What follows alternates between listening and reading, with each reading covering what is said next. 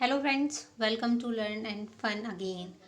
तो आज आपके लिए लेके आई हूँ मैं एमसीक्यू सीरीज़ का पार्ट 5 पेपर 1 का नॉलेज एंड करिकुलम का बीएड सेकेंड ईयर का।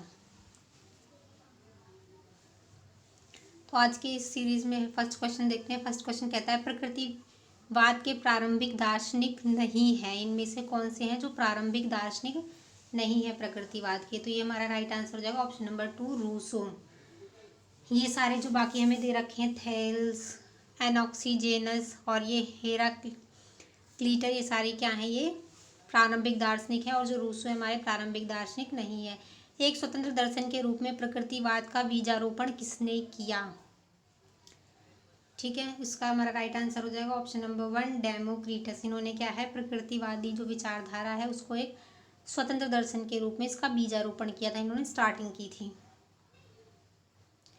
क्वेश्चन नंबर 3 कहता है हमारा, एक स्वतंत्र दर्शन के रूप में प्रकृतिवाद का विकास कब हुआ? ठीक है, प्रकृतिवाद का 14वीं शताब्दी, 15वीं शताब्दी, 16वीं, और या ऑप्शन नंबर 4 कहता है 17वीं शताब्दी। तो हमारा इसका राइट आंसर है ऑप्शन नंबर 2, 15वीं शताब्दी में क्या है, ये स्वतंत्र दर्शन के रूप में प्रकृतिवाद का विकास हुआ था। इसको एक अलग से विचारधारा माना गया, प्रकृतिवादी की अलग विचारधारा है, अलग बिल्कुल कॉन्सेप्ट है। प्रकृतिवाद से तात्पर्य है प्रकृति ही सर्वप्रधान एवं पूर्ण वास्तविक, प्रकृति के अतिरिक्त अन्य कोई सत्ता नहीं, प्रत्येक वस्तु प्रकृति से निर्मित तथा उसी में विलीन, उपरोक्त सभी। तो इसका हमारा राइट आंसर हो जाएगा उपरोक्त सभी। ठीक है, ये इसमें क्या है, प्रकृतिवाद में क्या है, प्रकृति को सर्वप्रधान बताया जाता है, पूर्ण वास्तविक है कि प्रकृति के अलावा कुछ नहीं। ईश्वर में भी ये लोग इतना विश्वास नहीं करते हैं। प्रकृति के अतिरिक्त अन्य कोई सत्ता नहीं है। हम अपने आसपास देखते हैं, प्रकृति वातावरण है, वायु है, जल है, पेड़ पौधे, जंगल, ये सब चीज़ें जो प्रकृति से निर्मित है, ये प्रकृति के अतिरिक्त अन्य कोई सत्ता को नहीं मानते। प्रत्येक वस्तु क्या कहते हैं, प्रकृति से निर्मित होती है और प्रकृति में विलीन हो जाती है। ठीक है, जैसे हम लोग भी हैं, प्रकृति में निर्मित होते, प्रकृति में विलीन हो जाते। प्रत्येक वस्तु जो निर्मित होती है प्रकृति में विलीन हो जाती है। प्रकृतिवाद के अनुसार शिक्षा के उद्देश्य, ठीक है, प्राकृतिक विकास, वातावरण के साथ अनुकूलन, जीवन संघर्ष के लिए तैयारी है, ये सभी। तो राइट आंसर हमारा हो जाएगा ये सभी इसके उद्देश्य हैं कि प्राकृतिक विकास हो, बच्चे का वातावरण के अनुकूल शिक्षा हो, मतलब प्राकृतिक शिक्षा होनी चाहिए इसके लिए। ठीक है, ये कृत्रिम विद्यालय वगैरह उसको इतना महत्व नहीं देते हैं। जीवन संघर्ष के लिए तैयारी की, बालक क्या है, अपने जीवन में आगे आने वाली कठिनाइयों से लड़ने के लिए तैयार हो। प्रकृतिवाद के अनुसार कौन सी शिक्षण विधि उत्तम है, सबसे अच्छी कौन सी शिक्षण विधि है? उन्होंने क्या बताया, प्रश्नोत्तर विधि, खेल, वाद विवाद या तर्क वितर्क। तो इसके लिए सबसे उत्तम विधि हमारी क्या हो जाएगी, खेल विधि। तो क्या है, खेल विधि सबसे उत्तम विधि है, ऑप्शन नंबर 2। प्रकृतिवाद के अनुसार शिक्षक के बारे में क्या बताया, ज्ञानदाता नहीं, पर्यावरण दाता तथा निरीक्षणकर्ता। प्रकृति ही महान शिक्षिका, यहाँ पे ही होगा। ठीक है, प्रकृति ही महान शिक्षिका।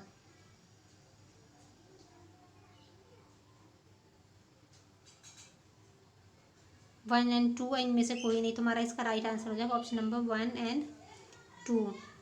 तो प्रकृतिवादी क्या कहते हैं, ज्ञान जो शिक्षक है वो ज्ञानदाता नहीं होता, वो क्या होता है, पर्यावरणदाता की तरह से इन्वायरमेंट, लर्निंग इन्वायरमेंट क्रिएट करेगा और क्या है, बच्चों को ऑब्जर्वेशन करेगा। इसमें कहते हैं कि प्रकृतिवाद में कि प्रकृति में बच्चों को खुला छोड़ देते हैं, उन पर किसी तरह की पाबंदी ना हो और वो प्रकृति से अपने आप ही सीखेंगे। वो गलतियाँ करेंगे तो प्रकृति उन्हें अपने आप सिखाएगी। जैसे कि एग्जाम्पल आपको बताती हूँ, जब छोटा बच्चा होता है, जब उसे आग के बारे में पता नहीं होता, आग से क्या होता है, तो वो कभी बाई चांस गलती से भी आग के पास चला जाता है, टच वच कर लेता है, कोई गर्म चीज़ है या आग वगैरह का, उसको एहसास हो जाता है तो ये क्या है कि इससे हमें नुकसान होगा, हम जल जाते हैं।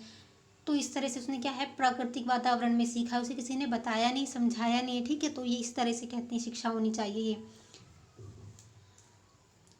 नेक्स्ट क्वेश्चन कहता है हमारा, प्रकृति के अनुसार विद्यालय के संबंध में मत क्या है, कि प्रकृतिवादियों ने विद्यालय के लिए क्या कहा है, विद्यालय की आवश्यकता नहीं। कौन सी, इस तरह के हम विद्यालय, हम स्कूल्स वगैरह में पढ़ते हैं, उनकी कोई आवश्यकता नहीं है, अपितु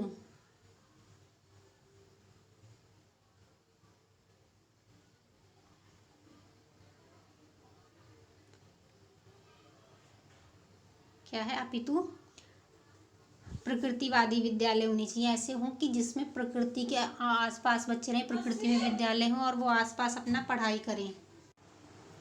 प्रकृति की गोद विद्यालय, तो राइट आंसर 1 तथा 2 होगा, इनमें से कोई नहीं, तो राइट आंसर इसका क्या होगा, ऑप्शन नंबर 3 1 तथा 2। तो यही कहते हैं प्रकृतिवादी विद्यालय की कोई आवश्यकता नहीं। इस तरह के स्कूल से हम पढ़ते हैं प्रकृतिवादी विद्यालय। अगर विद्यालय बनाते हो तो प्रकृतिवादी होनी चाहिए, प्रकृति के अंतर्गत रहकर। प्रकृति की गोद ही वो कहते हैं, एक तरह से उनके लिए क्या है, प्रकृति की गोद ही विद्यालय है। प्रकृति उन्हें अपने आप सब कुछ सिखा देगी। ठीक।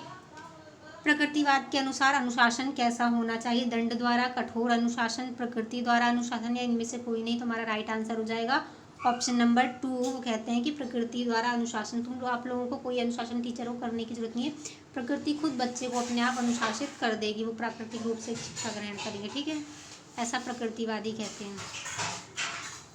प्रयोजनवाद क्या है, मानवतावादी दर्शन, सब क्रिया निर्मित विज्ञान, समाज का मार्गदर्शक है, ये सभी। तो हमारा प्रयोजनवाद क्या है, इसमें हो जाएगा राइट आंसर ये सभी। मानवतावादी दर्शन जो क्या है, मनुष्य पर, व्यक्तिवादी व्यक्ति पर बहुत ज़्यादा बल देता है। सब क्रिया द्वारा निर्मित मतलब क्या है, सब क्रिया के द्वारा निर्मित है। विज्ञान समाज का मार्गदर्शक, जो विज्ञान है वो क्या है, समाज का मार्गदर्शक है। तो हमारी ये सारी क्या है, प्रयोजनवादी विचारधारा, कि प्रयोजनवाद के बारे में ये सारी चीज़ें बताई गई हैं।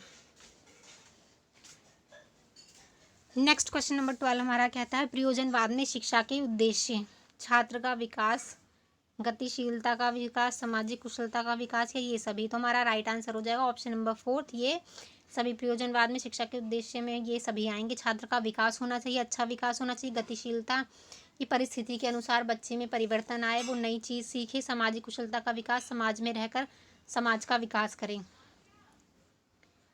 क्वेश्चन नंबर 13 कहता है, प्रयोजनवाद के अनुसार पाठ्यक्रम का आधार क्या होना चाहिए। ऑप्शन नंबर 1 उपयोगिता का सिद्धांत, रुचि का सिद्धांत, अनुभव तथा क्रिया तथा अनुभव का सिद्धांत, उपयुक्त सभी। तो हमारा इसका राइट आंसर हो जाएगा उपयुक्त सभी।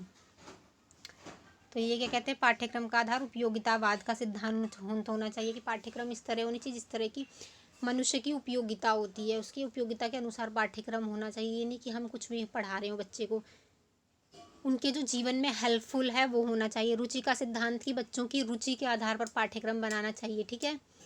क्रिया तथा अनुभव का सिद्धांत होना चाहिए। ठीक। अहम ब्रह्मस्मि अर्थात मैं ब्रह्म हूँ किस विचारधारा की मान्यता है, प्रकृतिवादी, प्रयोजनवाद, अस्तित्ववाद। तो हमारा इसका राइट आंसर हो जाएगा अस्तित्ववाद। जो अस्तित्ववाद क्या है, मैं ब्रह्म हूँ मतलब मैं ही सब कुछ हूँ, जो उसी पे ही मैं पे बहुत ज़्यादा बल देता है अस्तित्ववाद। अस्तित्ववाद की क्या धारणा है, अस्तित्ववाद क्या कहता है, व्यक्ति ही सर्वोपरि, वस्तु सर्वोपरि, इनमें से कोई नहीं, या प्रकृति महत्वपूर्ण। तो अस्तित्ववाद का इसका राइट आंसर जाएगा ऑप्शन नंबर 1। क्या कहते हैं, व्यक्ति ही सर्वोपरि है, व्यक्ति के अलावा कुछ भी सर्वोपरि नहीं है, उसी के केंद्र में रह, व्यक्ति को केंद्र में रखकर एक पूरी विचारधारा चलती है। अस्तित्ववाद में शिक्षा के उद्देश्य क्या है, बालक को स्वतंत्र बनाना व भावात्मक पक्षों का विकास, बालक को अनिवार्य व सतत पीड़ा के लिए तैयार, ऑप्शन नंबर 1 और 2, या केवल पुस्तक का ज्ञान। तो राइट आंसर हो जाएगा ऑप्शन नंबर 1 और 2। ठीक है। इसमें कहते हैं बालक को स्वतंत्र बनाना, कि बालक को एकदम खुला छूट दी जाए, उन पर ज़्यादा बंदिशें ना हो, भावात्मक पक्षों का पर बहुत ज़्यादा विकास होना चाहिए बच्चों को, इमोशनल फैक्टर पर, और बालक को अनिवार्य सतत पीड़ा के लिए तैयार करना, कि जीवन में आने वाली जो कठिनाई है, जिस तरह की प्रॉब्लम्स पीड़ा उसे होगी, उसके लिए बच्चे को तैयार करना, प्रिपेयर करना, ऐसी नॉलेज दी जाए। आज का लास्ट क्वेश्चन नंबर 17, अस्तित्ववाद के अनुसार पाठ्यक्रम क्या है, भावात्मक पक्ष पर बल, खेल तथा व्यायाम को पाठ्यक्रम में शामिल, साहित्य तथा कला का यथोचित योगदान, या ये सभी। तो हमारा इसका राइट आंसर हो जाएगा ऑप्शन नंबर 4 ये सभी। तो ये अपने भावात्मक पक्ष पर बल देता है, इस पक्ष पर बल देते हुए पाठ्यक्रम का निर्माण होना चाहिए। खेल तथा व्यायाम को पाठ्यक्रम में शामिल किया जाना चाहिए, कि खेल के द्वारा बच्चों को पढ़ाया जाए, व्यायाम जरूर होना चाहिए जिससे फिजिकल हेल्थ रहे, अच्छी रहे बच्चों की।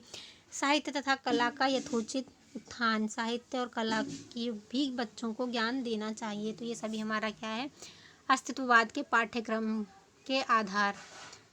तो आपको वीडियो पसंद आई हो तो लाइक ज़रूर कीजिएगा, शेयर कीजिए अपने फ्रेंड्स के साथ, एंड मेरे चैनल को सब्सक्राइब ज़रूर कीजिएगा, and press the bell icon, ताकि बेल आइकन दबाने से जो मेरी next video new video upload होगी, नई वीडियो आएगी, उसका नोटिफिकेशन आपको मिल जाए। Thank you for watching.